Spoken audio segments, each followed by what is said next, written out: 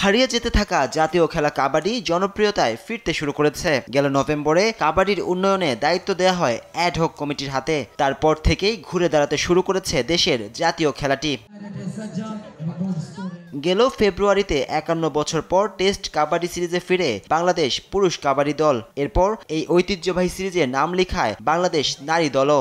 ৮ বছর পর অ্যাডহক কমিটির হাত ধরে মাঠে ফিরেছে জাতীয় কাবাডি চ্যাম্পিয়নশিপ। শুরুতে আমরা বিজয় দিবস দিয়ে শুরু করেছিলাম, তারপরে ইন্টারন্যাশনালি, তারপর তারুণ্য উৎসব। ইন্টারন্যাশনালি আমরা 2টা টেস্ট খেলেছি, মেয়েদের একটা টেস্ট নেপালের সাথে, ছেলেদের একটা টেস্ট ইন্টারন্যাশনাল। এই বছরই কিন্তু আমাদের প্রথম চ্যালেঞ্জ ছিল যে ন্যাশনাল আমরা করব।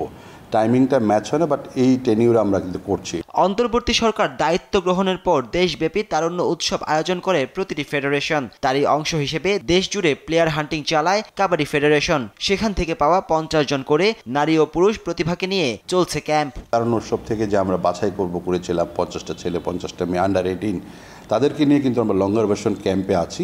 ওখান থেকে আমরা 20টা ছেলে 20টা মেয়েকে বাছাই করেছি। বাহরাইনে যে টুর্নামেন্টটা হবে ইয়ুথ এশিয়ান গেমস, সেখানে কিন্তু আমাদের 2টা টিম পার্টিসিপেশন করছে। এখানেই থেমে নেই কাবাডি ফেডারেশন। নিয়মিত অনুশীলন ক্যাম্প চালু রাখতে একাডেমির জন্য সরকার থেকে জায়গা নিয়েছে সংস্থাটি। বেতনের আওতায় আনা হচ্ছে জুনিয়র নারী খেলোয়াড়দের। আমরা গভর্নমেন্ট থেকে একটি বড় একাডেমি করার জন্য একটি জায়গা নিয়েছি, বাট আমরা 24/7 যেন কাবাডিটা মাঠে থাকে, একাডেমি বেস থাকে, বয়সভিত্তিক খেলাগুলো থাকে, plus coaches training, referee's training যেন থাকে, এই ব্যবস্থা কিন্তু করছি। এবং প্র্যাকটিস এবং লঙ্গার ভার্সনের কোনো বিকল্প নাই। জুনিয়র মেয়ে যারা আছে তারা হচ্ছে আগামীর পাইপলাইন, ওদেরকে আমরা কিন্তু স্যালারির আওতায় আনছি। ফেডারেশনের সাধারণ সম্পাদক বলছেন, কাবাডির হারানো শিরোপাগুলো ফিরিয়ে আনতে চায় অ্যাডহক কমিটি। সেজন্য প্রয়োজনীয় সব ধরনের পদক্ষেপ নিতে প্রস্তুত তারা।